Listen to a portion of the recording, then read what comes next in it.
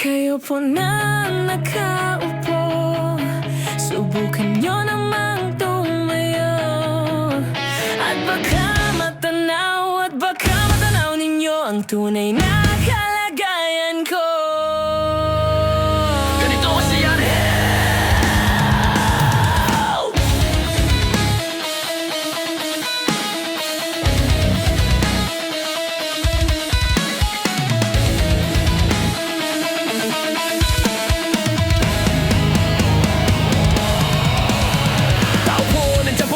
Sa loob ng malaking bahay at malawak na bakuran, mataas na pader, pinapaligiran na at nakapilang mga mamahaling sasakyan. Mga bantay na laging bulong ng bulong, wala namang kasal pero marami ang nakabarong. Lumakas man ang ulan ay walang butas ang bubong, mga plato tututsara na hindi kilalang tutong. Ang tanghanin ay siputing ng gatas na nasa kahon, at kahit na hindi Pasko sa lamesa ay may hamon. Ang sarap sigurong manirahan sa bahay na ganyan, sabi pa nila ay dito mo rin matatagpuan ang tao na nagmamayari ng isang upuan, na pag may pagkakatao'y pinag-aagawan. Kaya naman hindi niya pinakakawalan, kung makikita ko lamang siya ay aking sisigaw. Kayo po na nakaupo, subukan nyo namang tumayo.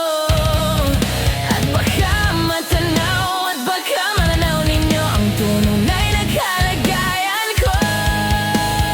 Mawalang galang na po sa taong nakaupo. Alam nyo bang bantakal ng bigas namin ay di puno? Ang dingding ng bahay namin ay pinagtagpit-taping yero. Sa gabi ay sobrang init na tumutunaw yelo, na di kayang bilhin upang ilagay sa inumin. Pinakulong tubig sa lumang takuring uling-uling, gamit lang pangatong nainanod lamang sa estero na nagsisilbing kusina sa umaga. Aming banyo ang aking inay na may kiyaman ng isang kaldero, na nagagamit lang pag ang aking ama ay sumweldo. Pero kulang na kulang pa rin, ulam na tuyo tasin ng 50 pesos sa magapoy pagkakasyahin. Di ko alam kung talagang maraming arang o mataas lang ang bako doon. Nagbubulag-bulagan lamang po kayo, kahit sa dami ng pera nyo, walang doktor makapapalinaw ng mata nyo. Kaya wag kayong masyadong harata.